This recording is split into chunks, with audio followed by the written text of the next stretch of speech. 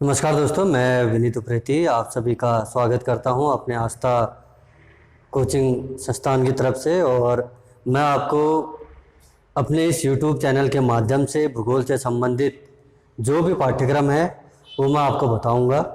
लेकिन ध्यान रखिएगा कि बहुत सारे स्टूडेंट भूगोल को एक केवल रट्टा मारने के से संबंधित इसका अध्ययन करते हैं। वो ऐसा नहीं समझते हैं कि ऐसा हमारे धरातल पर क्यों हो रहा है।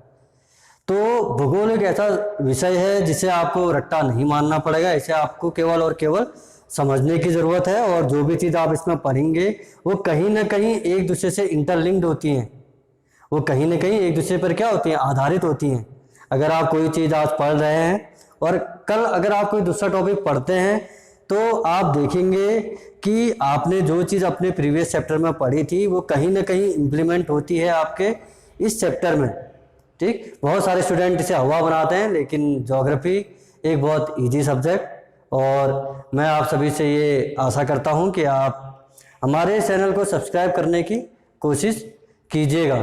और मैं जो भी टॉपिक आपको यहाँ बताने जा रहा हूँ या आगे आने वाले चैनल के माध्यम से बताऊँगा, वो सारे के सारे आप किसी भी कॉम्पिटिटिव एग्जाम में अपने पेपर अपने आप को देने जाइए तो आपको वहाँ देखने को मिलेंगी। ये मैं आपको थोड़ा बहुत अश्योर करता हूँ। तो चलिए मैं आपको आज थोड़ा बहुत भूगोल से संबंधित टॉपिक या उसका सिलेबस क्या है ये मैं आपको बता देता हूँ। और ये मैंने कोशिश की है कि मैं आपको इस छोटे से 7-8 पॉइंटों में ही आपको समझाने की कोशिश करूँ। हो सकता है कि अगर किसी को समझ में ना आए तो बाद में वो हमारे YouTube चैनल को देखिएगा, तो जब मैं विस्तार से आपको बताऊँगा तो आपको ये चीज़ें समझ में आने लगेंगी। तो भूगोल को हम 2 भागों में डिवाइड करते हैं। एक आपका होता है भारत का भूगोल और दूसरा आपका आता है विश्व का भूगोल। अगर मैं भारत के भूगोल की बात करूं तो आपको सबसे पहले भारत के बारे में उसका आकार एवं उसकी स्थिति क्या है, क्योंकि जब भी आप किसी भी देश के बारे में अध्ययन करते हैं तो सबसे जो प्राइमरी जो उसकी कॉन्सेप्ट होता है वो यहीं से स्टार्ट होता है कि आखिर उसका आकार कितना है। आकार का मतलब कि कितने बड़े भूभाग पर वो फैला हुआ है।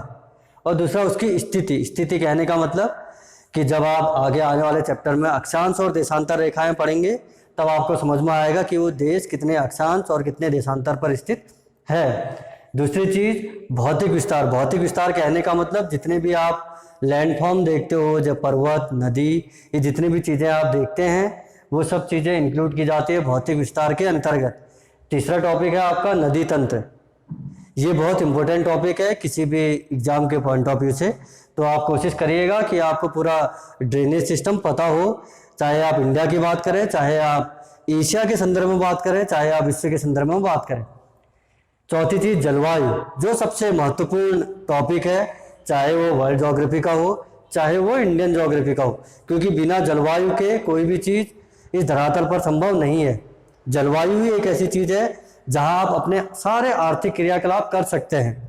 ठीक, तो जलवायु के बाद आप पढ़ेंगे इसमें इंडियन एग्रीकल्चर, कृषि, की भारत में कौन कौन सी कृषि मुख्य पैमाने पर की जाती है और कौन कौन से राज्य ऐसे हैं जहां पर पर्टिकुलर उसी कृषि को किया जाता है। जैसे अगर मैं बात करूं गन्ने की कृषि की तो वो आपका यूपी, उत्तराखंड, इन राज्यों में ज़्यादा होता है। चावल की खेती की बात करूंगा तो उत्तर प्रदेश, पश्चिम बंगाल, ये राज्य उसमें प्रमुख स्थान रखते हैं अपना।